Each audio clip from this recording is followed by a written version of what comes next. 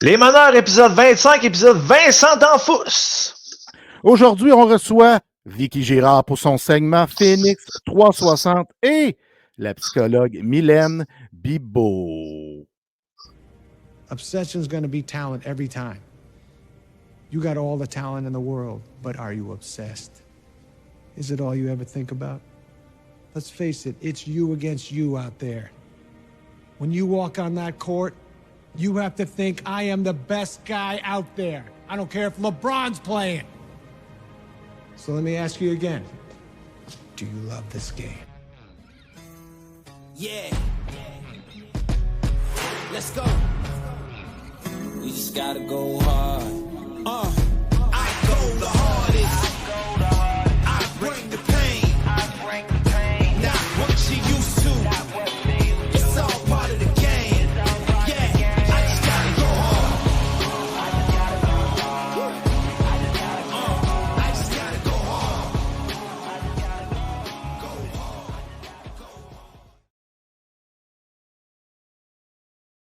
Olé, olé, olé, olé, olé, olé. Bienvenue au Meneur, épisode 25. Vincent D'Anfous et Jean-François est caché derrière son micro. Ah, tu m'as vu? Eh oui, c'est. Je pensais pas que tu allais me voir. Hey, épisode Vincent D'Anfous, mais on peut dire aussi Ryan Peeling. Tu as un beau clin d'œil en arrêt de toi, un vieux Chris de chandail, parce que tu tripais sur Ryan Peeling. Tu croyais en lui. Quand il a fait ses 3 buts contre les Maple Leafs de Toronto, plus celui en fusillade, si ma mémoire est bonne, je le sais que tu étais en réjouissance.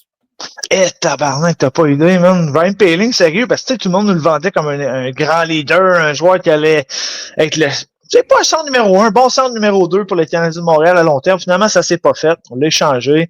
Mais il y a une bonne saison avec les Flyers. Puis écoute, moi, dès qu'il a scoré ses 3 buts puis son but en fusillade, j'ai été m'acheter un t-shirt. Ben oui, je fais partie de ces gens-là. Fait que c'est très cocasse de dire que j'ai un t-shirt de Ryan Poehling. Mais là, l'épisode, c'est pas avec Ryan Poehling, c'est Vincent D'Anfous, juste pour le petit correctif.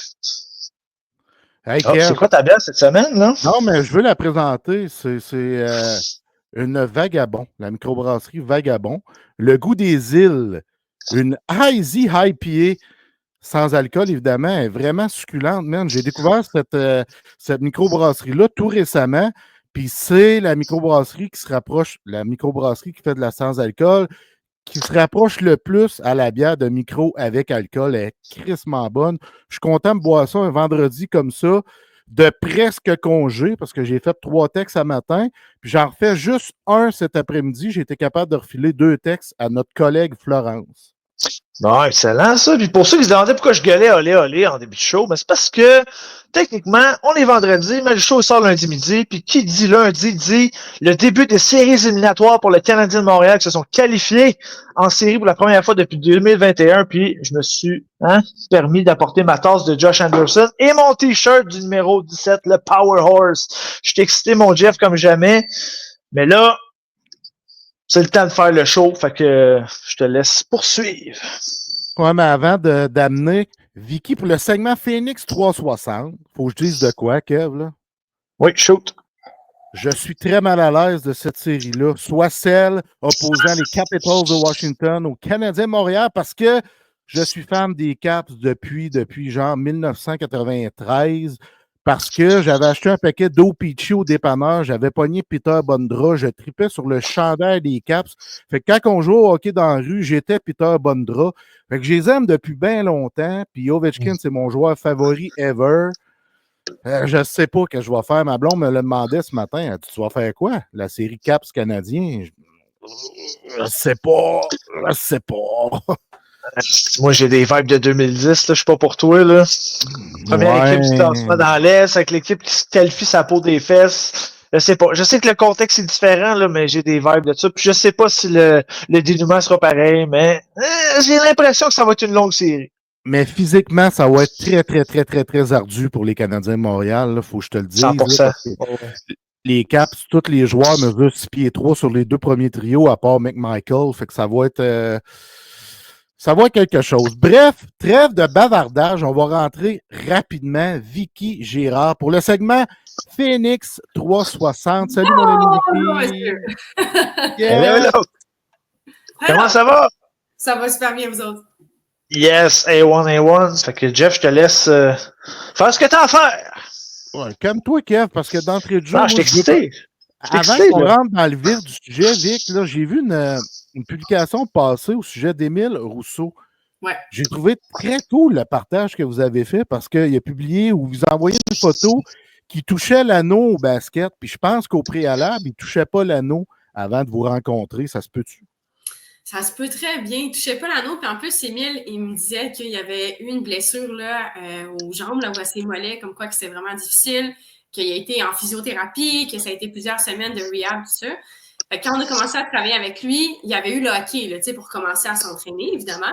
Mais quand même, hein, de retrouver une certaine mobilité, faire la pliométrie, tout ça, c'est un travail qui est quand même difficile à faire là, quand ça fait plusieurs semaines que tu n'es pas entraîné. Là. Ah, c'est vraiment cool. Moi, j'aime ça, ces partages-là. Ça vient m'inspirer. Ça me dit, si quelqu'un a fait cette réalisation-là, moi, je suis capable d'en faire une également. Fait que c'est toutes des petites choses qui motivent. Je vous remercie beaucoup de ce partage-là. Là, on va rentrer. Tu veux dunker? C'est ça, Jeff? Écoute, j'ai joué au basket quand j'étais jeune, puis je touchais à l'anneau à peu près là, à 10 pieds, mais quand je jouais à l'extérieur, on mettait le panier ajustable à 9 pieds 5, fait que là, je pouvais dunker, fait que c'était super le fun, mais à 10 pieds, j'ai jamais été capable de dunker, honnêtement. Puis aujourd'hui, avec mon nouveau poids que je suis en train de perdre tranquillement en raison d'un petit programme, ben, peut-être je vais être capable après ma perte de poids. Ouh! Est-ce qu'on a une primeur en ce moment? Kev, c'est ça que t'entends, là. Jeff, Ouais, vraiment. Ouais, je viens de faire une primeur. Un petit scoop, là. Ouais, voyons. Oh, OK. Mais ce que j'aime de cette histoire-là, là, c'est le mot qui ressort, je pense, c'est résilience. Sérieux, ça fait juste prouver à quel point que quand tu as de la détermination, de la résilience, tu peux faire n'importe quoi. C'est les petites victoires qui sont les plus grandes au final. Là. Ben, à 100%. Puis, tu sais, rendu là, c'est. Moi, mettons, je dis tout le temps à des personnes qu'on va recevoir comme clients, je leur dis tout le temps, d'une manière ou d'une autre, les journées vont passer. Fait que fais juste me dire de quelle façon est-ce que tu veux utiliser ce temps-là. Puis avec Émile, c'était ça, tu sais, il est super déterminé, il joue collégial, il veut vraiment percer le plus loin possible. Fait qu'il m'a dit, ben parfait, moi, je veux m'entraîner 5 jours par semaine, puis je veux que le plus rapidement possible, mon impulsion va revenir. Fait qu'on a mis un plan de match sur pied, puis en moins de 2 semaines, 3 semaines maintenant, là, ça a fonctionné, puis il est capable de bouncer comme qu'il était là. Wow. C'est des belles histoires, honnêtement. J'aime le discours de Vicky parce que dans une rencontre que j'ai eue avec elle, avec toi, j'ai retenu une chose que tu as dit. C'est quoi que tu fais dans les moments morts de ta journée? Tu sais, c'est quoi que tu vas faire au lieu d'aller t'entraîner? Mais j'ai remarqué ce que je faisais. J'étais sur mon sel ou je faisais une sieste. Imagine. Là, je remplace ça par de la marche avec le chien puis des choses comme ça. Fait qu'il y a une différence quand même. Puis c'est vrai, quand on se met à réfléchir, qu'est-ce que je fais dans les temps lousse que j'ai? Tabarnak, que je vois sur mon sel. Tu sais, le 15-20 minutes que tu passes sur ton sel, fais-les pour faire quelque chose qui est bon physiquement, qui est bon mentalement, tu sais. Oui, parce que sinon, à un moment donné, je veux dire, c'est des heures qui s'accumulent que tu perds, là, puis tu t'en rends pas compte. Tu sais, de juste faire l'exercice, là, de, mettons que tu es chez toi, relax, si tu viens de finir une tâche, là, automatiquement, le réflexe, c'est de prendre ton sel, faire comme, ah, ben, je vais juste décompresser un peu. Là, ça tombe à 5, 10, 15, 20 minutes, quand que ce temps-là, techniquement, tu pourrais aller prendre pour aller marcher ou, tu sais, peu importe le truc que tu veux faire, mais oui, c'est souvent une perte de temps, tu sais, puis les applications comme Facebook, Instagram, tout ça, mais c'est conçu aussi de cette manière-là, à garder la personne le plus longtemps dessus. Fait que, tu sais, on est comme, pas victime, mais tu sais, on se fait prendre à ce jeu-là de, ah, ben, ça marche. Finalement, 5 minutes en devient 55, tu sais. Exactement. Surtout, ben, tu sais, Jeff, toi puis moi, on travaille, tu sais, il faut surveiller constamment l'actualité aussi, fait que c'est facile de partir là-dessus aussi. C'est pas juste pour des affaires personnelles, si je peux dire ainsi. Fait que c'est vraiment facile de partir dans l'une pour X nombre de temps selon le vibe, là. Ouais. C'est pour ça que dans des démarches de remise en forme, des démarches athlétiques, là, qu'on est un athlète, qu'on veut revenir au jeu, mais tu sais, ça devient difficile aussi parce que, mettons, tu passes 6 semaines en blessure, ben ces 6 semaines-là, tu t'entraînes pas ni rien. Fait que tu as le temps quasiment de t'assumer à je vais prendre mon sel, puis je vais juste aller scroller, quoi que ce soit. Fait que là, quand vient le temps de s'entraîner, mais de se remettre à la tâche, tu sais, ça aussi, c'est difficile, là. Ouais, puis tu sais, je fais une parenthèse là-dessus, c'est que souvent je vois des gars, mettons, vont faire des répétitions au gym, parce que dans le temps j'allais au gym, mais j'y vais plus, là, pour être totalement franc. Mais je voyais des gars, mettons, entre chaque répétition, ils laissent leur sel. C'est dur de garder le focus sur ton entraînement. On dirait que c'est moins optimal dans ce temps-là, j'ai l'impression.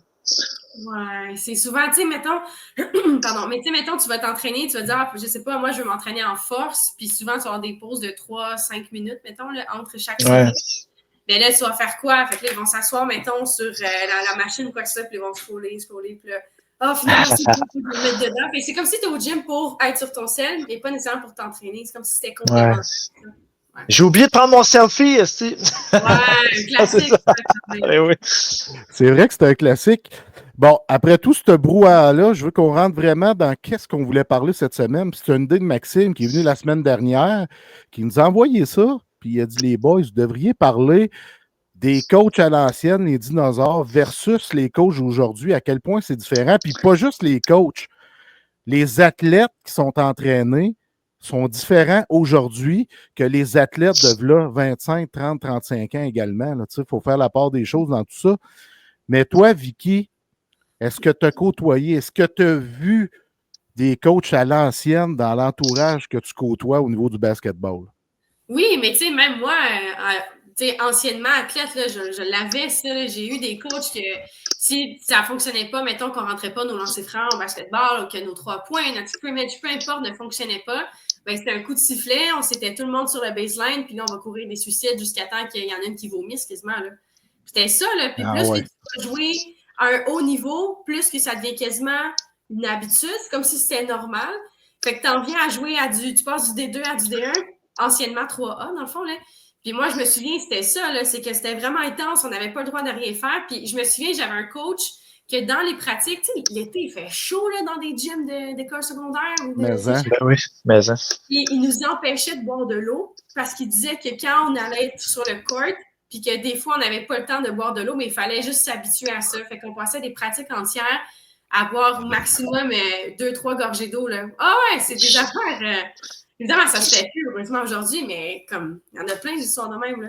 Mais c'est assez incroyable parce que là, tu racontes quelque chose qui s'est passé au niveau collégial ou à l'école ou au secondaire. Là. C'est quand même fou. Un entraîneur qui est déjà aussi intense que ça, là. Tabarnak. Ouais, il y avait des filles qui avaient la langue à terre. Après ça, là, c'était vraiment intense. Tu sais, des fois, mettons, souvent, il y a un aspect plus dans la disponibilité des locaux aussi, là, dans des plateaux, dans le sens que, mettons que tu dis, parfait, moi, j'ai une pratique, je sais pas, les mardis à 18h tout le temps. Puis là, on arrive l'été.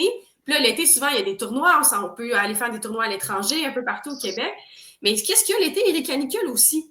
Mais quand tu as juste une plage horaire, puis que ta pratique, c'est le mercredi à 18h, puis tu n'as pas le choix d'y aller, mais des fois, il y a aussi ces coachs-là ça serait bien de juste annuler, tu sais, parce que tu rentres dans le gym, il fait 45, les planchers, tu rentres, ça fait des quick, tellement que c'est humide, puis que tu sues déjà, puis tu te sens pas bien, puis tu sais, je me souviens pour les Jeux du Québec, là, il y a 2 ans, à Rimouski, on avait des games, là, justement, puis des pratiques avant de faire ça. Puis dans les gyms, c'était du 40 et plus là, que les filles pratiquaient, puis c'était plusieurs pauses là, par-dessus pauses, puis des linges froids, puis des bouteilles d'eau, puis comme il y a ça aussi, des fois, que, tu sais, des fois, ça ne tombe pas toujours que c'est la faute de l'entraîneur, là, mais il y a aussi des fois un aspect de disponibilité que c'est comme, OK, mais on pourrait peut-être faire d'autres choses à la place, là, parce que là, ça vient que c'est pas sécuritaire non plus, là. Non, exactement. Puis toi, quand tu avais cet âge-là, puis tu étais coaché par un entraîneur comme ça, est-ce que tu te disais, moi, c'est un jour je coach, ça ne sera pas comme ça que je vais fonctionner? Non, parce que c'est la seule affaire que tu connais. Fait que, tu sais, t'es comme, ah, ben, OK, ben, cet entraîneur-là est comme ça. Puis là, tu jases avec d'autres chums de gars, d'autres chums de filles qui, eux aussi, sont des athlètes, que ce soit au hockey, au foot ou quoi que ce soit. Puis ils vivent la même affaire. Fait que tu te dis, ben, mais ça doit être ça, tu sais. Puis, puisqu'on est dans des sports élites, où est-ce qu'on va être confronté à l'élite, puis qu'il faut tout le temps aller le plus haut possible, ben, quand tu t'aperçois que, OK, ben, lui, il fait ça aussi, à un moment donné, tu te dis que, ben, il y a vraiment une grande différence dans le sport récréatif et compétitif. Compétitif étant, il faut que tu serres les dents, puis c'est lui qui t'offre le plus longtemps. Ouais. Fait que même moi, mes tout débuts, quand j'ai commencé à coacher, les punitions, je les ai faites, là, puis j'ai aucun shame là-dessus. Mais c'est juste qu'à un moment donné, tu te rends compte que c'est pas ce seul angle-là qui est disponible. Quand tu vas faire des formations, quand tu commences à parler avec d'autres personnes, que tu élargis ton réseau, tu es comme, ah, il y a d'autres choses aussi, puis là, tu en viens à peaufiner. Mais tout début, je sais pas, vous, vous êtes fan de hockey, sûrement vous en avez déjà vu aussi ou entendu, mais des fois, le sport élite, c'est quasiment comme une classe à part, qu'il ne faut rien dire, puis on fait juste toffer, là.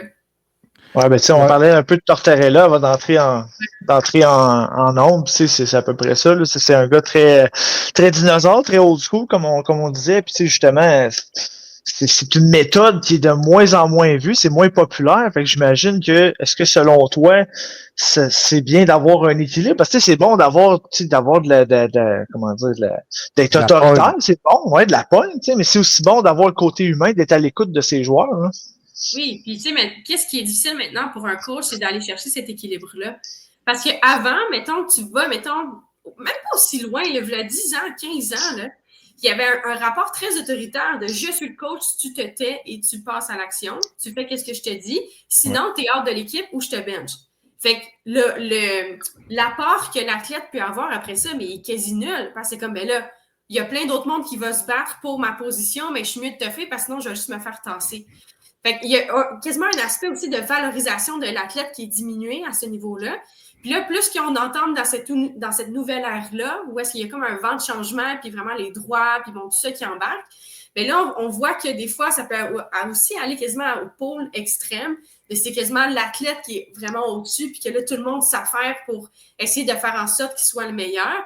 Mais qu'on devrait essayer de plus en plus, c'est de faire en sorte qu'on n'est pas autoritaire en haut, puis que l'athlète est là, mais on est quand même capable de faire valoir notre autorité. Je te donne un exemple. Mettons, là, à l'école, là, tu peux avoir un prof qui est vraiment sweet, là, qui est super le fun, mais quand c'est le temps de travailler, c'est le temps de travailler. Puis il y a certaines limites qui sont établies, mais c'est la même affaire avec le coaching.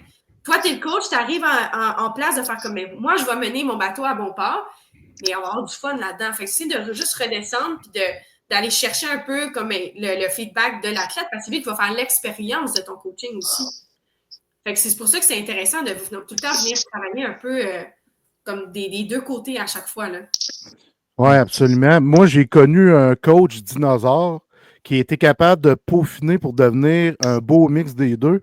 Puis c'est un coach plus, c'est mon ancien boss, mon mentor, Pierre Cloutier. Tu sais, quand je l'ai connu, c'était vraiment très rigide, puis il démordait pas de ses idées, puis c'était, tu sais, tout le monde avait quasiment peur de lui.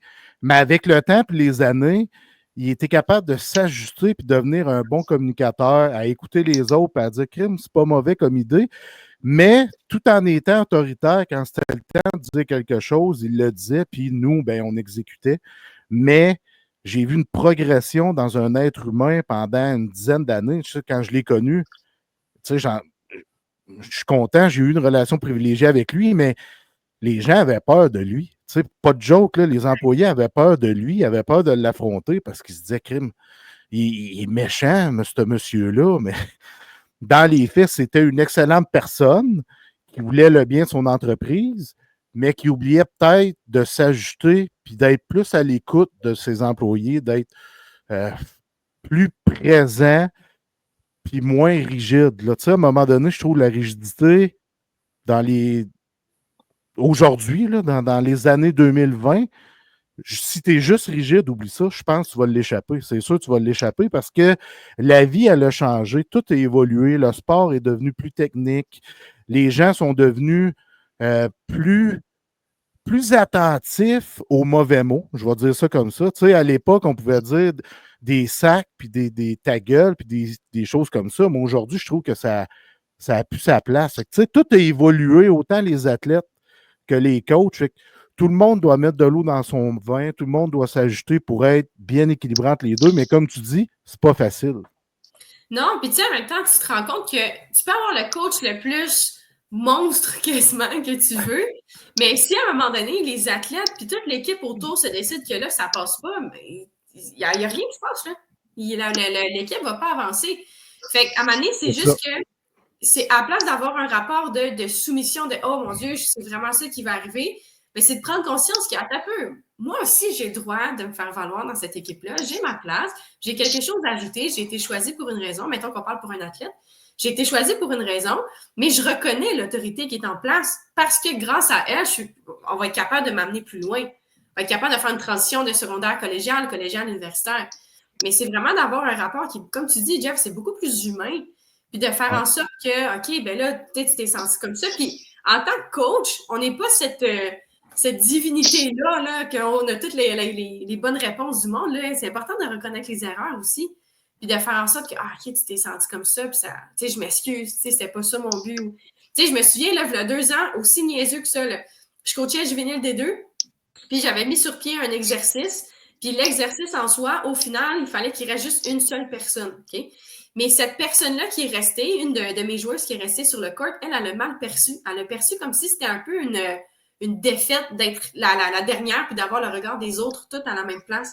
Elle est venue me voir par après puis elle a fait « Hey Vic, tu sais, ça, j'ai pas aimé ça ou quoi que ce soit. » Si on avait été, il y a 10-15 ans, j'aurais dit « Mais là, prends ton trou. Tu veux que je fasse quoi? Tu sais, qu'à rentrer tes ballons dans le panier puis ça finit là. » Mais là, de faire comme « OK, hey, je m'excuse, c'est pas mon intention. Le but derrière l'exercice, c'était ça, ça, ça. » Puis déjà là, mais tu viens enlever une friction. Qu'après ça, elle revienne à la prochaine pratique, puis que là, le coach soit à -10 parce que moi, j'aurais fait quelque chose qui, finalement, il n'y avait aucun malice, tu sais. Ah, exactement. Vas-y, Kev. En fait, je voulais faire du millage sur, parce que ton intervention, votre intervention aux deux était bonne. Puis justement, j'ai vu un extrait de podcast récemment, puis mon but, c'est pas de critiquer ou de planter quelqu'un ici. Benoît Gagnon, l'animateur de radio, il avait dit qu'on vivait dans une société qui était de plus en plus soft. Tu sais, je sais que ça, c'était la connotation négative, mais s'il y avait un bémol à apporter sur le mot soft ici, ce serait quoi? Puis est-ce que tu trouves, toi aussi, que c'est devenu plus soft en tant que tel? Une grosse question, hein? Ouais. Je pense que le bémol à apporter, c'est le point d'ouverture. Je pense qu'il y en a beaucoup qui vont se méprendre entre être soft et être ouvert ou être attentif aux autres. Ouais. Je pense que c'est vraiment ça, cette nuance-là qui est important à apporter. Parce que c'est pas nécessairement ce à quoi moi je vais penser personnellement, mais c'est vraiment comme la dynamique qu'il y a dans le monde du sport ou de façon générale. Je pense qu'il y a une plus grande ouverture à parler des émotions, parler de comment on se sent, de reconnaître que hey, ça, c'est pas correct, tu m'as manqué de respect, tout ça. Tandis qu'avant, c'était très, très axé quasiment, je sais pas comment dire ça, mais quasiment plus masculin, avoir certaines composantes masculines dans le sens que ben, on se rentre dedans, mais sinon on dit rien, puis on parle pas de nos émotions, puis tu sais, un bon archétype là, de comme c'est de même, ça marche comme ça, tu sais. Tandis que là, ben, on reconnaît l'importance de ça, l'importance de l'empathie, l'importance de la communication, le travail d'équipe, tout ça. Fait que peut-être que cet aspect-là, soft, dont tu parles, fait référence à ça, mais moi, c'est vraiment plus au niveau de la communication, l'ouverture à l'autre, mais l'ouverture à soi aussi. D'être soft, c'est pas une personne qui est faible, c'est pas une personne qui va manquer de certaines habiletés pour faire face à la vie ou autre, là. Être soft, je pense que c'est juste une ouverture, mettons, de ta porte qui va s'ouvrir soit à l'autre personne avec laquelle tu vas parler, ou face à toi-même, de comment que tu te sens. Il y a des affaires que tu as mis sur le tapis là, depuis des années, puis là, tu commences à t'enfarger dedans. Mais tu n'es pas soft parce que tu vas commencer à en parler. C'est juste parce que tu es tanné de te blesser, tu sais. Fait que je pense que c'est juste l'angle, encore une fois, avec lequel qui est apporté. Évidemment, il y a des contextes, là, bon, des contextes politiques, des contextes autres, ça peut vraiment aller loin, mais si on ramène ça au sport, je pense que c'est vraiment juste un aspect d'ouverture qui est de plus en plus présent. Ouais, puis Kev, je veux faire du millage à ce que tu as dit parce que j'adore ta question. Aujourd'hui, dans le monde d'aujourd'hui, je l'ai dit tantôt, tout a évolué. Tout a évolué. La vie d'aujourd'hui nous donne plus d'anxiété qu'au préalable. Fait que c'est une chose qu'il ne faut pas oublier, puis il faut que les entraîneurs agissent avec cette facette-là. C'est non négligeable selon moi. Tu sais, on dit que le monde est soft, que le monde est ci, que le monde est ça, mais c'est juste que les gens sont plus proches de leur émotion qu'il l'est au préalable, puis tu as l'anxiété qui vient jouer dans tout ça, qui a augmenté encore plus depuis la pandémie. On a vu l'anxiété augmenter chez les personnes, mais ça, c'est une facette non négligeable également. Puis les gens qui traitent la société de soft, souvent, sont des mâles alpha ou des personnes comme ça, parce que non, mais moi, je ne vois pas que la société est soft. Elle a évolué, elle est différente d'il y a 5, 10, 15 ans.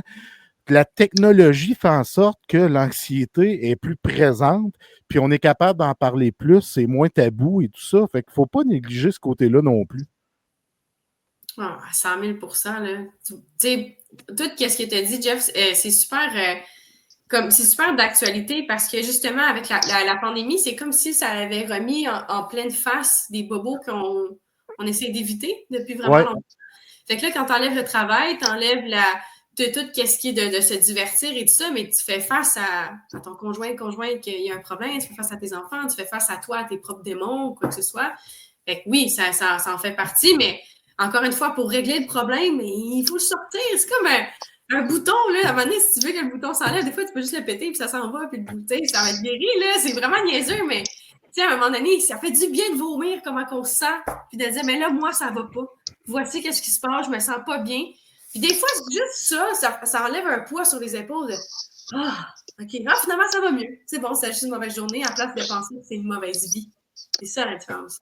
Oui, exactement. Tu sais, quand on a envie de caca, on va à la toilette, mais quand c'est le temps de vider son caca émotif, il faut le faire également. Pour vrai, c'est aussi important l'un que l'autre. Ben oui, ça, pour ça, j'aime l'image. Bien, j'espère qu'il n'y a pas du monde qui sont en train de manger actuellement, mais bon, ça, c'est une autre histoire. Mais j'ai une question, écoute, puis je pensais pas la demander, mais au final, je pense que j'ai réussi à concocter quelque chose de potable pour te mettre sur une bonne piste. Je te parlais avant de rentrer en ondes aussi de Mike Babcock, un entraîneur dinosaure. Je sais que tu connais pas le contexte, mais pour te mettre un peu dans le bain de ce qu'il a fait, c'est que dans le fond, l'année passée, il a été engagé par une équipe de la Ligue nationale. C'est un gars qui était réputé pour justement être un coach un peu plus de la vieille école et tout ça. Puis apparemment, là, beaucoup plus. Hey, regarde. On comprend ce que je veux dire ici, là. OK. Mais quand il est arrivé, apparemment, il aurait demandé les téléphones de plusieurs jeunes joueurs de l'organisation des Blue Jackets de Columbus afin d'apprendre à les connaître. OK, ma question ici, c'est à quel point c'est difficile de bâtir un bon lien avec ton entraîneur quand c'est ça la première approche que tu as avec lui, selon toi? Mais il a demandé les téléphones pour aller voir dans les téléphones? Oui, voir les photos, voir quel genre de type d'individu il y avait sous la main. Là. Écoute, excusez pour la grosse question encore, mais ça je sais pas si ça vient me chercher, ça vient, tu sais. Ouais, mais tu sais, je pense que si ça vient te chercher, puis si moi je suis comme wow, ok, mais tu sais, déjà là, je pense qu'il y a un sous-texte, il y a un fond, qu'il y a quelque chose qui est pas correct avec ça, là, tu sais. Je comprends que, mettons, qu'il va demander les téléphones, mais si un athlète refuse, si un joueur, mettons, des Blue Jackets avait refusé, qu'est-ce qui se serait passé? T'sais? Est-ce qu'il l'aurait forcé? Puis en même temps, d'en arriver à faire ça, je comprends l'intention, mais en même temps, c'est un cadre professionnel. Est-ce que, mettons, quand tu vas te faire engager, tu passes une entrevue chez Desjardins, là. Est-ce que quand tu vas faire ton entrevue, ton boss va te demander ton cell pour savoir si ta vie privée, qu'est-ce qui se passe? Je veux dire, vous allez communiquer, vous allez collaborer dans un cadre professionnel. Fait que je pense que c'est le même principe avec ces joueurs-là. Puis ça relève de la vie privée. Fait que, à moins qu'il y ait une intention réelle de est-ce qu'il y a je sais pas, un danger à une atteinte à sa vie, une atteinte aux autres, une atteinte de quoi que ce soit, je pense pas qu'il y a lieu d'aller fouiller là-dedans. Parce qu'il y a des choses privées. À 100 000 il y a des choses qu'il n'y a pas besoin de savoir. En quoi est-ce que ça serait important de savoir que son joueur, le 10 ans, il a pris un selfie avec quelqu'un puis qu'il s'est pendant un party ou quoi que ce soit? Tu sais, ça va juste après ça amener une image de lui qui va garder en tête, puis après ça, ça va faire ce qu'on appelle un biais cognitif. Fait que à l'instant qu'il va parler de cette personne-là par après, mais il peut automatiquement lui attitrer une étiquette de « Ouais, mais toi, on le sait bien, hein? Toi, t'aimes ça boire. En ça, toi, c'est ci, toi, c'est ça. » Fait que je pense que c'est de se tirer dans le pied, quasiment de faire ça, puis de laisser à autrui juste sa manière de se dévoiler. Fait que lui, là, en tant que coach, il va montrer ses couleurs. Ben, les joueurs sont là aussi, puis ils vont montrer leurs couleurs, puis la relation de confiance va se baser à ce niveau-là. Parce qu'il n'était pas là avant, il n'était pas là dans le passé. Moi, je ne suis pas d'accord avec ça d'aller voir ça. C'est à partir de maintenant jusqu'à dans le futur, mais là, on va travailler ensemble. Fait que moi, ma façon de réfléchir, puis qu'est-ce que je vais penser de toi va être fait en fonction des prochains événements qui vont arriver. Ouais, parce que sinon, il part avec une idée prédéfinie de OK, ça, c'est un gars qui fait le party, ça, c'est un ci, ça, c'est un ça. C'est tout fait à l'envers, là. C'est pour ça que je trouvais ça pertinent d'en parler, puis, tu sais, c'est bien débrouillé, même si tu connaissais pas le contexte. Fait que bravo, Vicky. Tu as toujours réponse à tout, aussi. Mais toi, maintenant, je te repose cette question-là. Tu es un joueur des Blue Jackets. Tu fais comment si ton coach te pose cette question-là? Tu fais le mal en esprit.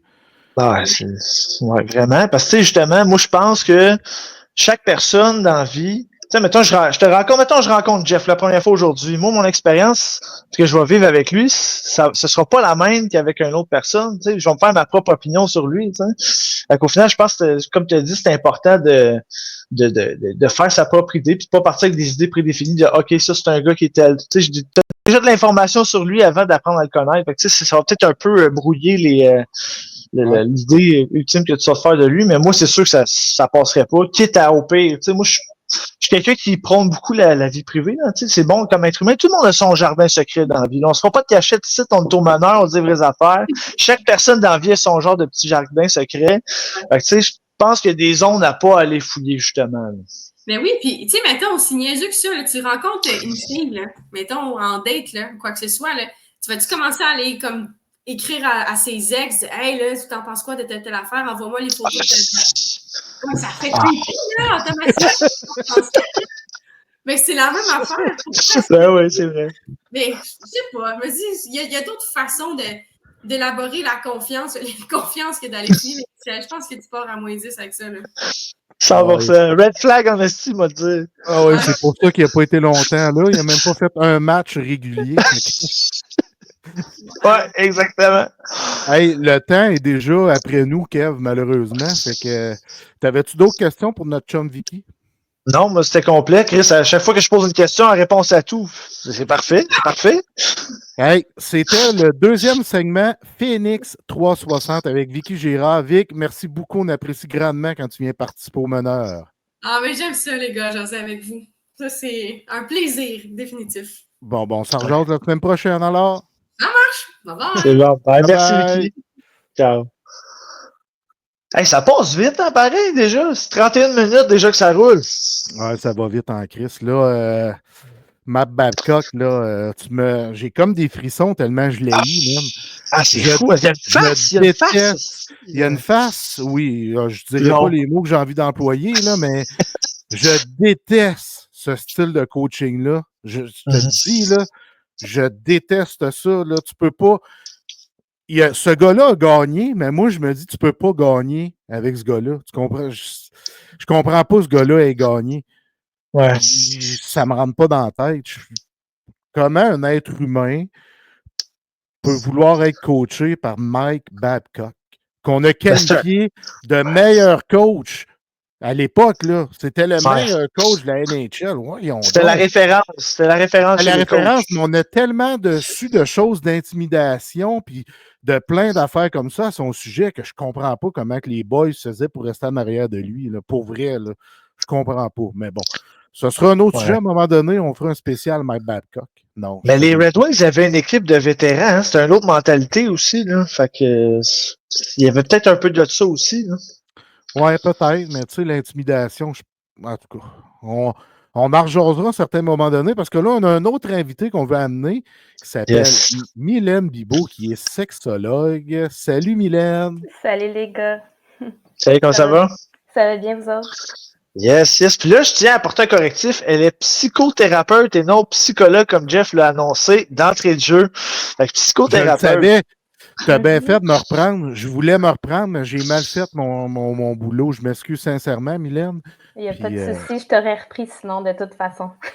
Parfait. J'aime ça quand on me reprend. Écoute, on va amorcer tout de suite parce que le temps passe vite quand on a des invités intéressants comme vous. Ben, je dis vous, je parle de toi et Vicky et non que je te vous vois, là, parce qu'on va se tutoyer tout le long de l'épisode. Moi, je veux que tu m'expliques c'est quoi exactement une sexologue. Parce que tu sais, tu vas parler avec des gens puis ils vont dire moi, j'ai pas d'érection, je vais aller voir une sexologue. Mais c'est pas juste ça, là, c'est plus vaste, c'est plus gros que juste ça. Là. Oui, on fait ça aussi. Mais effectivement, c'est plus vaste. Puis avant de vous répondre, je serais curieuse de voir qu'est-ce que vous avez entendu. Qu'est-ce que vous avez comme peut-être idée? Ben justement, souvent le sexologue, c'est souvent identifié pour justement sexologue. Fait que souvent les gens vont associer ça au sexe, mais je sais que c'est beaucoup plus vaste que ça. C'est relié beaucoup à l'estime personnelle. Des fois, c'est avec les relations interpersonnelles aussi. Fait que tu sais, ça couvre beaucoup de choses, beaucoup plus que le niveau sexuel, là, selon moi. Puis aussi les relations que j'avais entendues, les relations amoureuses ou un mauvais pattern que tu as dans ton couple, ça peut être ça également. Moi, c'était ça que j'avais en tête. Puis évidemment, les questions de au lit, ça va pas bien et tout ça, là, tu sais. Oui, puis il y a plein de préjugés aussi sur la profession parce que c'est quand même une profession qui est jeune, qui est relativement nouvelle. Là. Le programme a été mis sur pied juste en 1969, donc c'est vraiment quand même récent. Oui, puis c'est une profession qui est spécifique au Québec aussi. Oh! Oui, il peut y avoir d'autres sexologues dans le monde, mais souvent, par exemple, ça va être lié à la médecine. Ça va être des médecins qui vont s'être spécialisés en sexologie ou des psychologues qui vont s'être spécialisés en sexologie. Mais la sexologie, comme on le fait au Québec, c'est vraiment québécois comme profession. Puis, dans le fond, c'est des professionnels du domaine de la santé mentale. Puis leur angle principal, c'est, comme vous avez dit tantôt, la sexualité, puis les relations, pas juste amoureuses, mais interpersonnelles. Puis on va faire des plans d'intervention en lien avec ça pour aider les individus à aller vers un mieux-être sexuel et relationnel. Puis, les sexologues sont dans plein de milieux différents.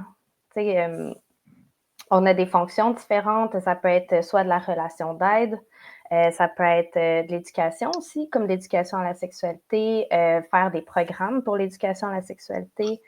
Ça peut être pour de la prévention aussi, par exemple, sensibiliser à des enjeux. Il y a des sexologues qui font de la recherche, donc on va en retrouver dans différents milieux comme des bureaux privés, des hôpitaux, des CLSC, des centres de réadaptation, même en CHSLD, c'est dur à dire ce mot-là. Oui, c'est vrai.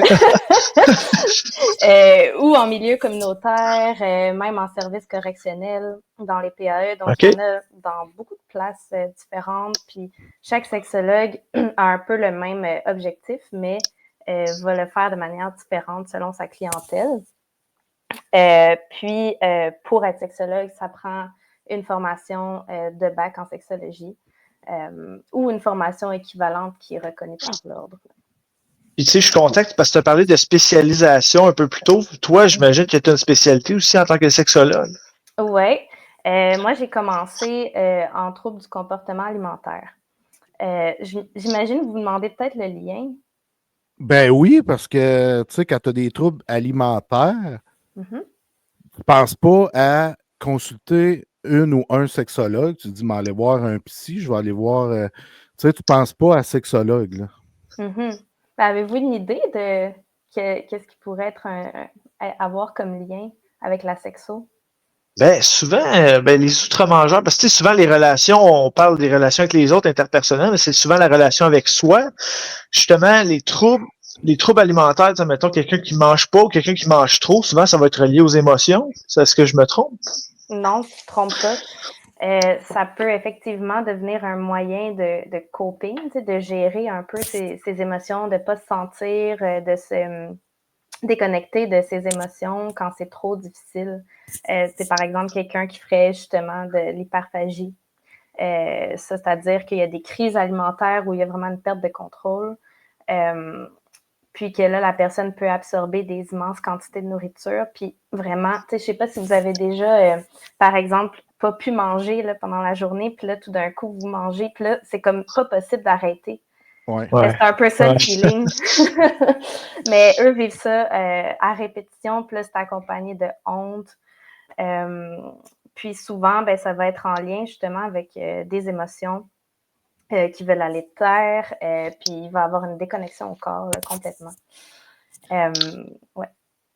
Fait que quand, mettons, là, ça m'arrive que j'ai vraiment des rages où je vais bouffer de la cochonnerie. Là, je vais prendre un dessert après le souper. Quelques temps après, je vais prendre un fudge. Puis là, après ça, je vais manger des céréales. Puis en fin de soirée, je vais Des manger chips. des chips. Non, mais le pire, c'est que c'est arrivé il n'y a pas longtemps que j'ai fait ça. Puis après avoir fini ce sac de chips, je dis, tabarnak, je viens de passer ma soirée à avoir mangé des cochonneries. Tu sais, si tu penses que j'avais quelque chose qui... Si tu penses que je filais pas bien cette journée-là, ça se pourrait, tu sais, je repense à ça. Avec le recul, je me dis, OK, peut-être j'avais une mauvaise journée, puis je suis allé me gaver dans la bouffe, tu sais. Ouais, oui, tu pourrais te poser la question. Des fois, c'est aussi par rapport à des habitudes, mais des fois, ça peut être aussi suffisamment parce que juste parce que tu n'as pas assez bien mangé dans la journée, puis que là, tu vas compenser le soir, mais ça peut être aussi juste l'ennui. Tu peux effectivement faire l'exercice de te poser la question, mais ça se peut, effectivement. Puis moi, je fais un lien justement entre les troubles alimentaires. Tu sais, probablement que tu as probablement des clients qui se sont fait opérés par la chirurgie bariatrique? Parce que j'imagine que quand tu manges, tu prends tout le temps des excès en nourriture et tout ça, ben souvent les gens ont des problèmes de poids, fait qu'après ça, ils vont se faire opérer. Puis tu sais, mettons justement avec les chirurgies bariatriques, tu as un changement physique qui se fait là, tu sais, ça se fait graduellement, mais ça se fait quand même rapidement. Fait que j'imagine que tout ça c'est relié ensemble également. Là. Ouais. Ben oui, puis j'ai travaillé 3 ans là, dans un programme post-chirurgie bariatrique. OK. Donc, je travaillais beaucoup en interdisciplinarité aussi, là, avec des médecins, des chirurgiens, puis des nutritionnistes aussi. Puis, dans le fond, tu sais, on a l'impression que c'est une solution qui est facile, là, mais c'est vraiment pas simple. C'est vraiment une décision qu'on prend pas sur un dizaine parce que ça a beaucoup, beaucoup d'implications, puis ça en a pour toute ta vie. Puis, souvent, ces gens-là, avant d'avoir cette chirurgie-là, ben, ils ne sont pas bien informés, puis ils ne se rendent pas compte de tous les changements que ça peut occasionner, puis des efforts qu'ils vont avoir à maintenir sur le long terme. Puis moi, comme je suis sexologue, ben, j'adressais plus l'angle justement sexualité, relations, etc. Puis, ben, un changement autant drastique là, au niveau du corps, des habitudes. Par exemple, si la personne a un conjoint depuis des années, ben, ça peut être difficile sur les relations. Ça peut être difficile sur la sexualité. Puis souvent aussi, le corps bouge très vite après une opération comme ça. Il y a une perte significative en très, très, très peu de temps. Après ça, à voir si ça se maintient. Mais souvent, le cerveau ne suit pas. C'est comme si les gens se voient encore gros, se voient encore différents que qu'est-ce qu'ils sont pour vrai. Puis tout ça, toute cette perception-là, la dysmorphophobie, ça aussi c'est un autre mot difficile à dire, la dysmorphie corporelle, tout ça, ça fait en sorte que ça peut être difficile, qu'on peut avoir un rapport au corps qui est difficile, puis il est là surtout le lien entre les troubles alimentaires puis la sexo. C'est dans le rapport au corps, dans l'image corporelle, dans l'estime de soi aussi, dans l'impact que peut avoir les troubles alimentaires sur les relations aussi. Puis, dans beaucoup de cas, là, les études relatent plein de chiffres, mais j'ai lu entre 30 et 50% des gens qui ont un trouble alimentaire qui ont aussi eu un abus sexuel à l'enfance ou des abus sexuels. Donc, souvent, il y a un lien. Puis ben là, les sexologues, surtout psychothérapeutes, peuvent accompagner ces clients-là dans la guérison. Quand il y a eu peut-être un abus sexuel, ben, le trouble alimentaire peut devenir un moyen de gérer la souffrance, que ce soit en reprenant une certaine forme de contrôle. Par exemple, une jeune fille qui souffre d'anorexie pourrait inconsciemment vouloir contrôler et limiter qu'est-ce qui rentre dans son corps là, après un abus sexuel. C'est ça, il y a plein d'angles qu'on peut prendre. Fait que tout est dans tout, comme on dit. Hein. J'aurais même pas fait ce lien-là. C'est vraiment, c'est technique à l'os. Là. C'est vraiment, ouais. Puis moi, il y a comme une... Excuse, Mylène, vas-y. Non, j'allais dire, tu veux dire avec les abus sexuels? Oui, les abus sexuels, la nourriture, j'aurais jamais fait ce lien-là. Là. C'est vraiment, vraiment technique. Ben, c'est que ça va au-delà de la nourriture. Le trouble alimentaire, c'est souvent pour avoir un contrôle sur son corps ou pour pas se sentir, pour s'en dissocier. Puis on sait que pour avoir une sexualité qui est épanouissante, ben il faut être en contact avec son corps, il faut se permettre du plaisir. C'est pas tout le monde qui est capable. Il faut pouvoir se sentir aussi.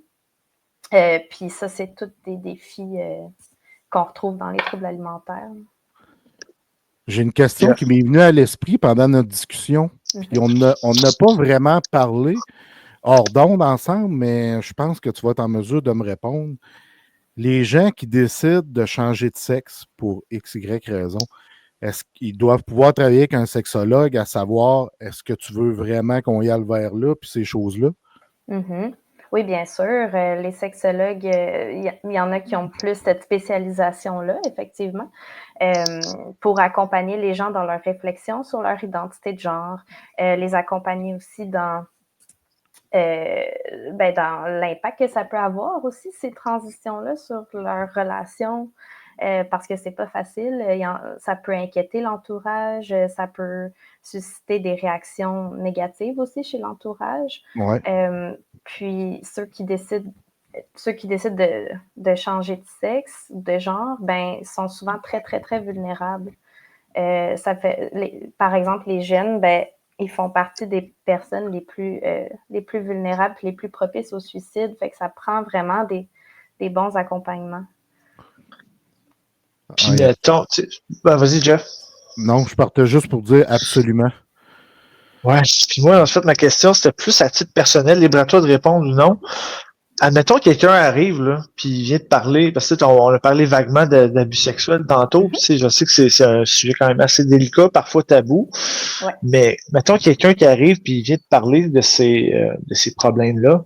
Est-ce que c'est difficile de faire une coupure avec ça, en sens de se dissocier, parce que on s'entend que c'est des choses qui sont pas faciles à jaser, puis c'est très, très personnel. Est-ce que c'est dur de se dissocier de ça en tant que professionnel? Je dirais que la réponse, ça peut être différente selon chaque professionnel. Hein. Ça dépend de nos parcours personnels, ça dépend de nos propres enjeux, ça dépend de plein de choses, de comment on est outillé aussi. Tu sais, des fois, si on se sent moins outillé par rapport à un sujet, on va être moins à l'aise en entendre parler, on va se sentir impuissant, on va moins savoir quoi faire avec. Mais c'est sûr que ça peut être difficile à entendre. Puis ce que j'ai aussi entendu, pas juste moi, là, mais de part des collègues, c'est que des fois, les abus, les événements vécus vont être rapportés par la cliente ou le client de manière très, très détachée. Tu sais, presque comme si tu racontais ce qu'il a fait hier. Là. Fait que ça peut, quand même être marquant. Donc, je dirais que ça dépend... ça dépend de qui tu es, ça dépend de tes outils. Il y en a qui se spécialisent vraiment là-dedans, puis ils doivent être plus en mesure de faire une coupure. Mais on est tenu si on a une difficulté à en faire une, d'aller en supervision. D'aller se faire aider nous-mêmes là, pour comprendre pourquoi on a de la misère à faire cette coupure-là. On est tenu d'aller chercher l'aide nécessaire aux besoins pour mieux aider nos clients. Ah, puis ça, c'est drôle qu'on s'en va un peu là. Je me suis tout le temps dit, tu sais, que ce soit un travailleur social, un psychologue, un psychothérapeute, un sexologue, ces gens-là n'ont pas besoin de consulter. Tu sais, dans ma tête, je me dis ça parce qu'ils s'auto-coachent, si on veut, mais je le sais que c'est pas ça la réalité, mais... On a tous nos angles morts. Oui, exactement. Ouais, puis on est humain, puis on est notre propre outil de travail. Donc, c'est important d'en prendre soin de cet outil-là. Puis aussi, moi, je trouve que c'est une opinion personnelle, mais sûrement qui est partagée, mais je trouve que c'est important encore plus pour ceux qui font de la relation d'aide ou de la thérapie d'aller eux-mêmes consulter, justement pour prendre conscience de leurs angles morts, prendre conscience de leurs enjeux, puis de comment ça peut peut-être impacter la relation thérapeutique, mais aussi pour savoir c'est quoi être dans la chaise du client. Oui, c'est ça. Sentir ce que ça fait quand le professionnel vient pousser un peu sur tes résistances ou qu'est-ce que ça fait quand le professionnel agit de telle ou telle manière. Ça aide à pouvoir nous-mêmes comprendre un peu c'est quoi être dans cette chaise-là. Puis souvent, on va dire une sexologue. Y en a-tu des gars qui font ce métier-là? J'en ai jamais vu ou entendu, mais toi, tu sauras peut-être me répondre. Oui, il y en a. J'ai des très bons collègues masculins. Par contre, c'est vraiment majoritairement féminin, tu as raison. Il me semble que la dernière stat que j'ai vue, c'était 90% féminin. Donc, il y en a vraiment pas beaucoup. Puis c'est quand même logique dans le sens que souvent, les professions d'aide, c'est souvent les femmes qui vont les choisir. OK. Puis, je veux qu'on backtrack un petit peu quand on parle de patterns. Tu peux-tu un peu nous expliquer les patterns les plus réguliers que tu rencontres avec tes clients, ta clientèle? Les plus réguliers. Ben, ça varie vraiment d'une personne à l'autre, mais je dirais que souvent, puis là, je parle pas juste de moi, mais de ce que j'ai entendu aussi, souvent, les gens savent pas trop tout de suite sur qu'est-ce qui fait qu'ils consultent, mais ça peut être, par exemple, je sais pas pourquoi, mais j'ai de la difficulté à m'engager. Ou je sais pas pourquoi, mais j'ai de la misère à communiquer parce que je prends mal la critique. Ou j'ai de la difficulté à m'affirmer dans mes relations parce que j'ai peur de décevoir ou j'ai peur de faire mal à l'autre. Donc ça, c'est des trucs très généraux qu'on peut voir quand même souvent. Ça, puis les troubles sexuels à proprement parler aussi. Fait que tu dois avoir un livre assez étoffé dans ta tête parce que tu as plusieurs patterns qui viennent te rencontrer. Chaque individu est différent. Chaque personne a son souci, son problème. Fait que, tu sais, toi, c'est d'aller chercher parce que, tu sais, nous, on n'est pas conscient de pourquoi je suis comme ça. Donc, toi, tu vas aller fouiller en posant des questions avec les réponses que ça va te donner. Là, c'est un cheminement qui doit être vraiment cool là, dans ta job. Là. Ben oui, il ne faut pas oublier que derrière les patterns, il y a un humain, puis il faut s'intéresser à cet humain-là, puis comment le pattern se manifeste chez lui à proprement parler, puis ça vient chercher quoi dans son passé, dans son développement, pourquoi il répète ça, oui, c'est effectivement intéressant. Puis il faut se rappeler que chaque personne est différente, puis nous, on est là pour aider un peu la personne à prendre conscience de son pattern, de ses patterns, de comment ça a un impact dans sa vie, sur ses relations, puis comment, par quel angle on peut venir changer ça pour qu'il soit mieux dans ses relations, pour qu'il puisse mieux les naviguer. Mais c'est des processus qui sont longs, puis souffrants aussi. Ouais, j'imagine. Puis quand la réussite est là, quand tu arrives à réussir à aider l'individu dans son pattern, ça t'es-tu déjà arrivé qu'une personne te fasse un câlin, te donne une fleur ou parce qu'il est fier que tu t'aies été là pour réussir à cheminer? Ben, ça m'est arrivé, oui, de me faire mentionner que l'aide avait été précieuse. Puis, veux pas, à travers les suivis, on fait quelquefois des bilans, là, comme on revient un peu sur les dernières séances. Ouais. On essaie de voir c'est quoi les évolutions qui ont été faites parce que des fois, c'est subtil, puis on les voit pas tout de suite, mais souvent, c'est l'entourage qui va commencer par dire « Ah, je vois tel changement chez mon partenaire, chez mon enfant, chez mon père, peu importe. » Puis là, ben, on essaie de pointer ça pour voir où est-ce qu'ils sont les évolutions. Puis on refait ça quelques fois quand même dans le suivi. Puis c'est là qu'ils se rendent compte souvent que, je ne suis pas où j'étais au début. Puis j'ai évolué. Puis souvent, quand ils quittent, oui, ils vont au moins me remercier ou témoigner de leur satisfaction. Là. Fait que c'est une belle victoire. Ben, je trouve ça toujours touchant. Ouais. Je trouve ça toujours touchant. Nous, on est comme un guide, là, je dirais c'est comme si on est comme un guide en montagne, puis on voit qu'il y a plusieurs sentiers qu'on peut prendre vers un objectif.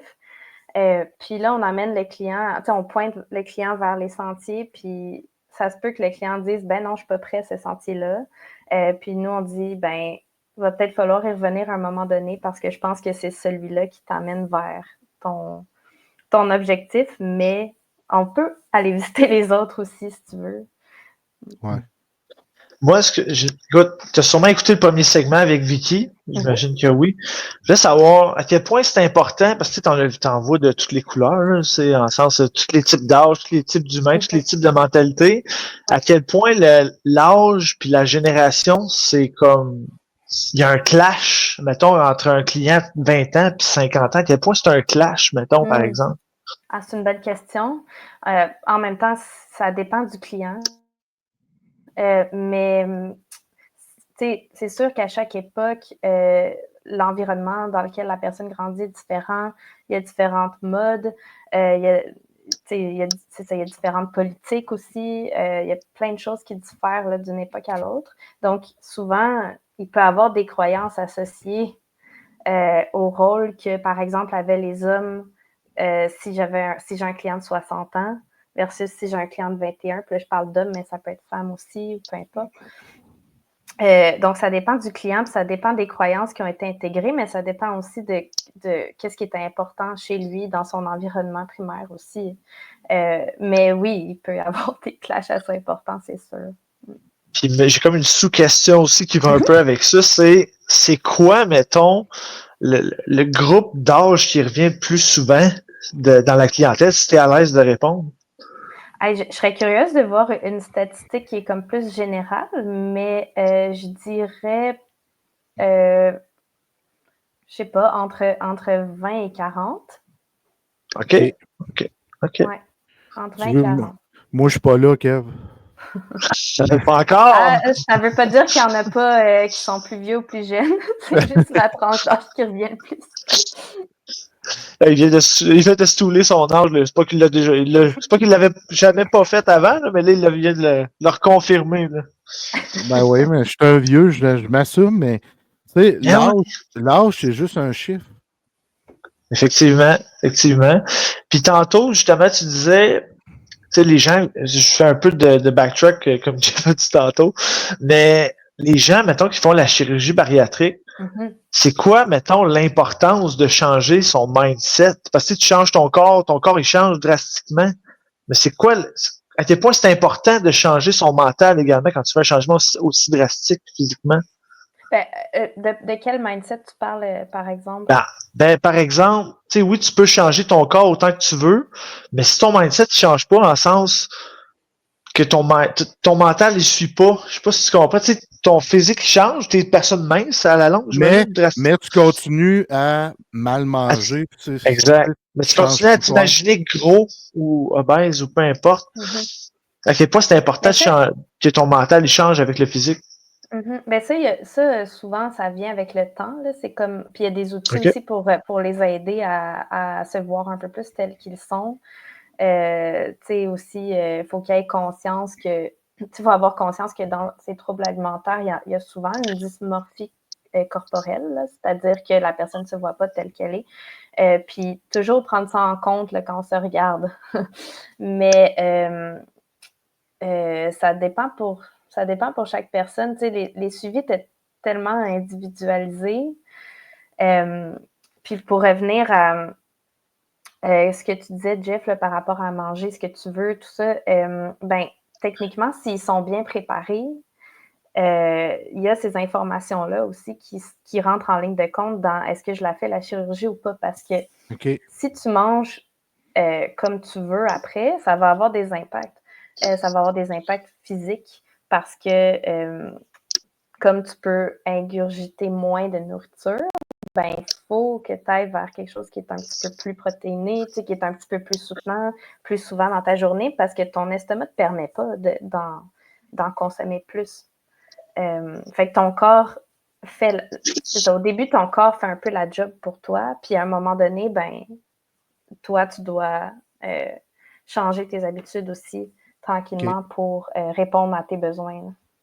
Ouais, parce que souvent, les gens doivent manger des petites portions plusieurs fois dans la journée. Sinon, s'ils mangent des trop grosses quantités, souvent, ils vont régurgiter ce qu'ils vont manger. Là, c'est assez. Parce que souvent, les gens, je veux pas mettre tout le monde dans le même bateau, mais souvent, j'ai vu des gens qui faisaient la chirurgie, puis après, ils étaient comme, j'ai maigri, j'ai rien besoin de faire, puis je peux manger ce que je veux. C'est plus, tu peux manger ce que tu peux et non ce que tu veux, parce que sinon, justement, comme tu l'as dit, il va y avoir des impacts négatifs corporels. Là. Ben oui, puis comme tu peux manger moins, ben tu as intérêt à aller te nourrir mieux de manière plus équilibrée, tu sais, pour justement répondre aux besoins de ton corps. Sinon, tu vas avoir d'autres symptômes là, comme la fatigue, par exemple, ou des maux d'estomac, des choses comme ça. Ah, c'est sûr, c'est sûr. Mais c'est pas une solution facile, là, vraiment pas. Moi, j'ai une dernière chose à te demander, Mylène. Si quelqu'un a besoin de consulter, où on peut te joindre? Ben, pas juste moi particulièrement, mais si quelqu'un veut consulter une sexologue ou un sexologue, ben, il y a le site de l'Ordre professionnel des sexologues du Québec.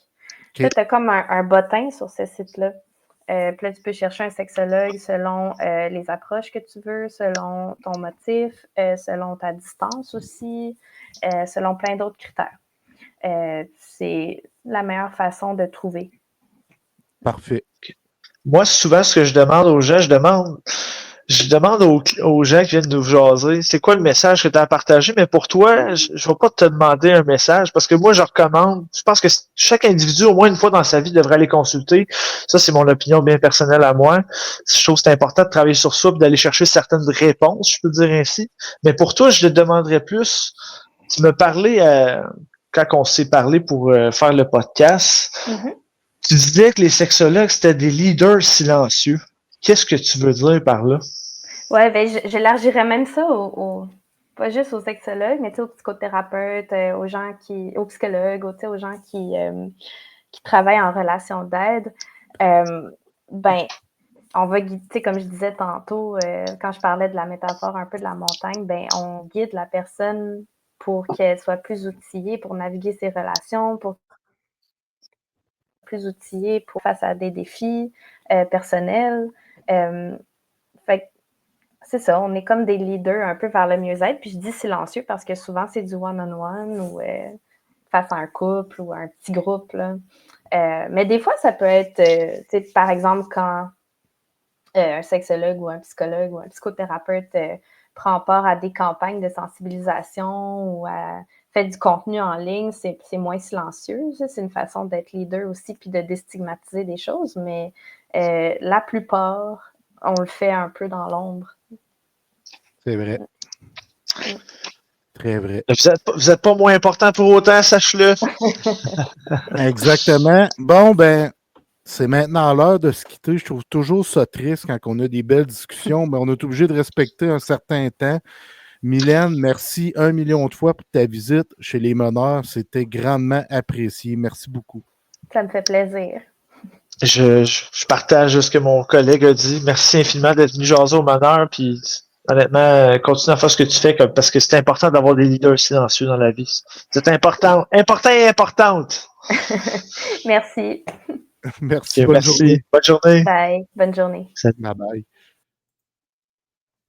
Kev, la chèvre. Yes. Hey, je t'ai envoyé une photo de moi avec une chèvre cette semaine passée, ironiquement. Parce que oui, pour ceux qui ne savent pas, Jeff m'appelle Kev la chèvre parce qu'il surnomme les personnes. Mais bref, après de sujets aussi sérieux, il faut passer à un autre sujet sérieux. On passe aux choses sérieuses. On va jaser d'hockey un peu. Là. Fait que là, je sais que tu voulais nous parler d'un joueur qui t'inspire et qui te passionne. Tu m'en parles régulièrement. Passionne, oui. Inspire, oui et non. Parce que je veux parler de Nikita Kucherov. Je dis oui et non parce que non, dans le sens que c'est un type particulier. J'en cacherai pas. On l'a vu boire sa Bud Light quand il a gagné sa Coupe Stanley. Ça a fait le tour du monde. Le gars était sous, se présente avec une Bud Light. On l'a vu, je pense, c'est l'année passée, au match des Étoiles. Il est allé là pour niaiser, pour faire le fanfaron. Il a une attitude particulière. Mais Nikita Kucherov, c'est un ancien soft qui est devenu un gamer avec qui tu te dis, hey, ce gars-là, tabarnak, je vais gagner. C'est un gagnant, Nikita Kucherov. Il y a 2 Coupes Stanley. Puis en série, vous irez voir ses stats, là, c'est 30 points au-dessus par série quand son équipe a gagné. Ouais. C'est vraiment devenu un grand gamer. Puis moi, souvent, on parle des meilleurs joueurs de la Ligue nationale. Puis ça me choque parce que oui, j'aime beaucoup Nikita Kucherov, le joueur. Puis comme André Tourigny m'a déjà dit, hey Drew, Nikita Kucherov, il n'y a pas plus. Il n'y a pas un plus grand hockey sense que ça chez un joueur, puis il a raison. Là, analyser Kucherov, sa façon de jouer, sa façon de voir le jeu. André me disait, quand il a joué sous les ordres d'André avec les Huskies de Rouyn-Noranda, il était sur le banc, là, puis il savait ce qu'il allait faire en embarquant sur la glace. Tout était dessiné dans sa tête. Il savait exactement ce qu'il allait faire. C'était à ce niveau-là, Nikita Kucherov, puis il a amené ça dans les nationales. Il est devenu, avec le temps, un gamer. Quand je dis gamer, c'est que c'est un joueur qui se présente dans les matchs importants, qui sait se lever dans les matchs opportuns. Puis pour moi, c'est un top 3 NHL. Le gars a fini pour la 3e fois le meilleur pointeur du circuit de la LNH. Je pense qu'il est 6e ou 7e de l'histoire pour le plus grand nombre de Art Ross en carrière. Ça, c'est pas rien, là. Il figure parmi de grands noms comme Wayne Gretzky, Mario Lemieux, Stan Mikita, Gordie Howe, des noms comme ça. Il y a McDavid qui est là aussi.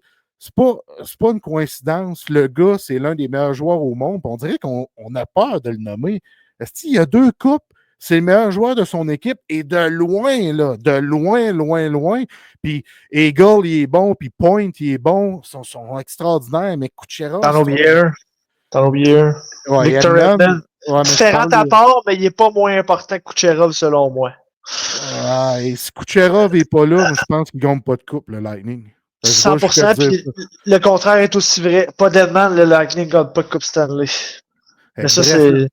Ouais. Nikita Kucherov, ouais, mais la différence, c'est que Kucherov, c'est un top 3 NHL, puis Edmond, je ne le mets pas top 3 NHL. Tu sais, fait que il y a une différence. Là. Puis c'est dur de mettre des défenseurs dans les tops. Quand on fait des tops, c'est souvent des attaquants. C'est un peu plat. Ouais. Mais Edmond Prime Time est dans le top 3 des défenseurs, assurément. Là. Parce que, tu sais, je le dis souvent, pourquoi Quinn Hughes et Cole Makar ne sont pas nommés parmi les plus grands joueurs de la Ligue nationale de hockey? OK. Ouais. Sont les 2 meilleurs défenseurs du circuit, mais pourquoi ils ne pourraient pas être dans la discussion pour les meilleurs joueurs au monde? En tout cas, c'est un autre débat, mais ça pour dire que moi, Kucherov figure dans mon top 3 des meilleurs joueurs de la Ligue nationale de hockey, puis je ne comprends pas les gens qui l'écartent. Tu sais, 1, 2, tu as McKinnon, McDavid. 3, tu peux avoir Kucherov, Draisaitl, puis je ne sais pas qui sont similaires. Cale Makar, qui sont similaires, mais hey, Kucherov. Puis Kucherov, là, c'est ce que je veux m'en aller à cette anecdote-là. Quand je te dis qu'il est devenu un gamer, c'est qu'à l'époque, il n'était pas un gamer. Il est arrivé avec les Huskies, on en a parlé en 2013, printemps 2013. Il a joué 27 games régulières avec les Huskies, 53 points. 27 games, 53 points. Là. C'est fou raide, là. Fou raide. Il arrive en série, 24 points en 14 games. C'est assez fou raide, là. Mais, en demi-finale, contre les Mooseheads d'Halifax, à cette époque-là, tu avais Jonathan Drouin et Tom McKinnon contre Sven Andrighetto, Nikita Kucherov. En passant, Ghetto était excessivement dominant dans LHJMQ, là. Excessivement dominant. Ouais. Fait que tu avais 2 chevaux de chaque côté. C'est le 4e match. Les Mooseheads mettent 3-0, mais ils ont gagné 2 matchs en prolongation. C'était vraiment une série très serrée. C'est le dernier match. Les Huskies doivent gagner. Mais les Huskies ont perdu 9-6. Dans ce match-là, Ghetto, il y a 4 passes. Kucherov, il y a 3 passes. Mais il devait rester 12-13 minutes au match. Kucherov est arrivé au banc. Il a enlevé ses gants. Il a mis ça à côté. Mario Pouliot, c'était l'assistant coach. Puis André Tourigny, c'était l'aide coach. Puis à un moment donné, Tourigny veut renvoyer Kucherov. Puis Mario Pouliot, il dit c'est terminé. Il ne veut plus y aller. Il a enlevé ses gants, ses patins sur le banc. Tu te rends compte, Kev? Pendant un match crucial de son équipe se devait de gagner.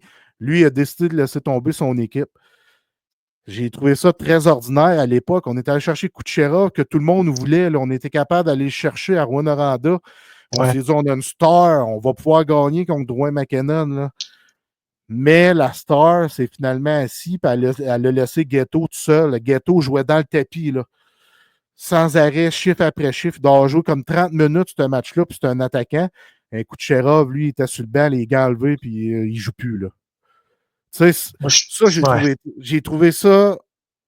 J'étais en crise, pour vrai. Là, je dis, voyons donc, tabarnak, comment tu peux abandonner ton équipe? Mais d'après moi, il a appris de ça parce qu'aujourd'hui, c'est le train à vapeur qui traîne le Lightning au niveau de l'attaque. Là. Puis il a gagné 2 coupes. Puis en série, il est là. C'est un gamer. Il va chercher ses points. Puis c'est pas un selfish. Il joue avec ses coéquipiers. Et tu vois la progression du gars qui a abandonné son club à je suis maintenant un gamer qui joue pour mon équipe. C'est que j'aime ça. Je trouve que ça fait un beau cheminement personnel de la part de Kucherov. Oui, il reste encore particulier, mais il a évolué à travers le temps. Mais puis je pense qu'il y a un peu de John Cooper en dessous de ça, là, un style leader, puis je pense qu'il l'a beaucoup influencé positivement. Puis ce que j'aime de groupe-là du Lightning, c'est qu'ils ont tous évolué ensemble. Tu sais, Stamkos, c'est un jeune vétéran. Quand que, mettons, justement, Kucherov, Point et compagnie ont commencé à se mouler au groupe Vasilevski. Mais tu sais, c'est tout un groupe qui a évolué ensemble. Je trouve ça beau, là, qui ont eu un beau parcours comme ça, notamment, tu sais, personnel, tu sais, pour Kucherov, là. Mais c'est sûr que moi, je suis pas le plus grand fan. C'est peut-être pour ça que je le mets pas dans mon top 3, mais assurément top 5, ça, c'est sans équivoque. Moi, pour vrai, j'ai un penchant pour les fabricants de jeux, puis Kucherov, ça en est tout un, il est capable de garnoter une rondelle dans la lucarne quand il le veut, mais souvent, il va être plus porté à faire des passes. Fait que moi, j'aime beaucoup son hockey sense à ce niveau-là, capable d'accomplir des jeux là, en une fraction de seconde, puis ses coéquipiers vont catcher c'est quoi le jeu qu'il va faire. C'est important d'avoir des bons compléments autour. Là. Exact. Puis il faut qu'il joue avec des joueurs intelligents, parce que c'est pas évident de jouer avec des Kucherov, puis des Crosby, puis des joueurs excessivement intelligents avec tes coéquipiers. Des fois, c'est peut-être pas les meilleurs au niveau talent brut, mais ils comprennent la game. On l'a vu que Pascal Dupuis, quand il jouait avec Crosby, il comprenait la game, il comprenait Crosby. Fait que ça prend des joueurs qui comprennent ces bébites-là. Puis mettons, tu veux, je te coupe ça sec. Puis mettons, Martin Saint-Louis, lui, parce qu'on va se parler de tu sais qui à la fin. Ouais, parce que dans le fond, Martin Saint-Louis, là, les amis, pour ceux qui nous écoutent, là, pour les gens qui voulaient que Martin Saint-Louis soit congédié au mois de novembre ou décembre, quand le Canadien était 31e au classement général, là, j'ai un petit message pour vous autres. Il est pas prêt de partir, le Saint-Louis. Martin Saint-Louis, là, depuis qu'on le connaît, il a tout le temps fait taire ses détracteurs. Puis encore une fois, le Canadien de Montréal, avec le Canadien de Montréal, il a réussi à faire taire ces détracteurs-là en se procurant une place en séries éliminatoires. C'est une belle histoire. Ça fait 3 ans qu'il est en poste avec le Canadien. Puis le club a connu une constante progression. Puis même si les joueurs se sont améliorés individuellement, que le collectif s'est amélioré individuellement, les gens oublient souvent que Martin Saint-Louis s'est également amélioré comme entraîneur-chef. Il a ajusté son coaching au fil des années. Tu sais, un petit peu plus, je pense qu'il est dans l'équilibre, Martin. Il est un mélange de hard coaching puis de coacher de l'être humain. C'est ça que j'aime beaucoup de son style de coaching. Puis il a ajusté son système de jeu également. Fait que pour les détracteurs de Martin Saint-Louis, là, comme je vous ai dit, j'ai une petite nouvelle pour vous autres. Il est pas prêt de partir, puis il va la ramener la Coupe Stanley à Montréal. J'ai des petites nouvelles pour vous autres. Ouais, puis ce que j'ai aimé dans son discours, là, quand il a parlé avec Marc Denis à la suite du match où les Canadiens se sont qualifiés, il a parlé de résilience, d'un club résilient. J'aime tellement ça, la façon qu'il parle. Puis quand on y parle de lui, il va toujours amener ça à l'équipe parce que pour lui, c'est l'équipe qui est sur la glace. Mais ce qui est drôle, c'est que les joueurs vont remettre ça à Saint-Louis. Tu sais, sans Martin, on ne serait pas là. Puis c'est grâce à Martin. Puis il y a beaucoup de Martin là-dedans. Puis parce que je le répète souvent, Kev, puis c'est un coach qui m'avait déjà dit ça. Il y a un tiers qui tripe sur le coach, un tiers qui s'en calisse, puis un tiers qui l'haïsse. Mais chez le Canadien, c'est tout le monde qui aime Martin Saint-Louis, puis ça paraît. Ça paraît avec l'esprit de famille au sein de cette équipe-là, l'esprit de groupe au sein de cette équipe-là. Mais Martin Saint-Louis est apprécié de tous ses soldats. Ça, c'est très, très rarement vu dans le monde du sport, dans le monde du hockey, que tous les joueurs soient unanimes envers le coach. C'est fou ce que les joueurs disent de Martin Saint-Louis. Sérieux, Kev, c'est complètement hallucinant. Lui, il ramène ça à l'équipe, mais les joueurs ramènent ça à Saint-Louis. Fait que je trouve que c'est une belle preuve d'amour de tout ce groupe-là. Puis, je ne serais pas surpris que ce groupe-là joue les troubles fêtes. Je serais pas surpris non plus. Comme je t'ai dit tantôt, ça va être une longue série, j'ai l'impression. Puis Martin Saint-Louis, il y est pour beaucoup. Moi, j'ai vu justement le discours qu'il avait fait, là. Je pense que c'est quand son chandail a été retiré là, par le Lightning. Le discours qu'il a porté envers sa mère, qui est décédée justement en 2014 lors de la série contre le Canadien. Donc contre les Pingouins, excuse-moi. C'est inspirant et c'est touchant. Puis je suis pas mal sûr qu'il y a un peu de sa maman là-dedans. Là. De l'au-delà. C'est sûr. Kev, le temps avance, déjà 1h14. On va y aller avec un petit passage sur David Savard qu'on aime énormément, qui, dans son style de jeu, est un gamer, est un gagnant, sait se lever quand ça compte, bloque des shots à outrance, joue physique le long de la clôture. C'est pas lui qui va distribuer les grosses mises en échec, mais il joue physique, il joue du Sherwood le long de la clôture. C'est un rouage capital pour les Canadiens de Montréal, un leader exceptionnel. Il a finalement déposé une grande nouvelle. Il se retire après les séries éliminatoires des Canadiens de Montréal à l'âge de 34 ans. Je trouve ça jeune, mais le gars plein de bobos, un peu comme Weber quand il s'est retiré. C'est pas mal le même style de jeu, donc on peut comprendre. Puis je pense qu'il se sent bien dans sa décision. Hein? Ah, vraiment. Puis, tu sais, je suis content que le Canadien ait réussi à faire les séries parce que depuis qu'il est arrivé avec le Canadien, on vit juste de la misère. Il est arrivé dans un processus de reconstruction. C'est sûr qu'il venait de gagner la Coupe Stanley avec le Lightning quand il est arrivé contre le Canadien. Fait que j'imagine-tu comment il devait être mal à l'aise de rentrer dans ce vestiaire-là après. Mais bon. Ce gars-là, il a tout le temps eu le CH tatoué sur le cœur. Je pense qu'il a tout le temps voulu jouer pour le Canadien. Fait que je pense qu'il est heureux d'avoir accompli ça dans sa carrière, malgré le processus qui était difficile. Puis justement, je pense que les gars le savaient, puis David, il en a sûrement parlé au courant de la saison. Hey boy, je pense que ça va être ma dernière année. Je serais pas surpris. Puis ça pourrait être une source d'inspiration et de motivation que les gars ont eu à son endroit. Tu sais, puis entrer en séries éliminatoires en sachant que David Savard va prendre sa retraite, c'est sûr que ça va motiver les gars. Un peu comme Weber et Price en 2021. Là. Ça va donner du gaz aux boys. On va vouloir gagner pour Savard. Fait que ça va être une série chaudement disputée. Puis il ne faut pas oublier, Kev, tous les gamers qu'on a découverts au sein du Canadien de Montréal, là, pour vrai, là, j'en reviens pas. Suzuki s'est levé après les 4 nations. Il a demandé également à Ken Hughes de garder le noyau actuel intact parce qu'il voulait gagner ensemble, ce groupe-là. C'est une preuve de caractère. Il a démontré son leadership, il a démontré qu'il était un grand capitaine. Cole Caulfield, qui est un gamer extraordinaire. Lane Hudson, extraordinaire. Kaden Goulet, extraordinaire. Samuel Montembeault, il s'est levé quand ça comptait. Puis j'ai là un commentaire qui m'a chatouillé. Là, on va un peu plus loin. Là. J'ai là un commentaire qui m'a chatouillé au sujet de Samuel Montembeault. Il y a quelqu'un qui a dit que il n'a pas été si héroïque que ça pendant cette épopée-là. C'est-à-dire qu'il n'a pas été comme un Théodore dans le temps, comme un Price dans le temps, mais si on va regarder les matchs qu'il a volés, je pense qu'il y en a 5 ou 6. T'enlèves ces 5-6 victoires-là, mais le Canadien n'est pas en série. Fait que je pense qu'il était héroïque, Samuel Montembeault, puis il s'est dressé comme l'un des grands numéro 1 cette année avec 72-63 matchs, 31 victoires. C'est colossal ce qu'il a fait cette année. Good job, Sam Montembeault, puis allez jouer pour David Savard, les boys. Ouais, parce que je pense que début de saison, les gens, ça remonte à loin quand même, là, mais Montembeault a volé la première game de la saison contre Toronto. Ça a donné le ton à sa saison. Là. Les gens l'oublient, mais c'est un match qui a volé. Fait que, tu sais, chapeau, joueur du Canadien. Je pense qu'il mérite beaucoup de crédit. Puis Martin Saint-Louis également. L'ensemble de l'organisation, Kent Hughes, Jeff Gorton, ils ont cru en leur groupe également. C'est un travail d'équipe. C'est une belle équipe. C'est une belle famille, le Canadien de Montréal. Puis ils vont être intéressants à suivre. Ouais, puis l'arrivée de Demidov au sein d'une famille comme ça, le jeune trip, ça va être doublement intéressant. Kev, c'est la fin, 1h17 de fait, c'est assez pour les meneurs. Épisode 25, épisode Vincent D'Anfous. Merci à Vicky Girard pour le segment Phoenix 360. Merci à Mylène Bibeau, sexologue, qui est venue nous parler de beaucoup de choses intéressantes. Fait que prenez la peine de les écouter, ces deux femmes-là, sont extraordinaires. Kev, merci à toi, puis merci à nos abonnés d'amour. Oui, merci. Puis la claque ça y est cette semaine, c'est qu'on travaille activement à amener au show un ancien de l'Organisation des Canadiens de Montréal et des Huskies de Rouyn-Noranda à Jeff Drouin.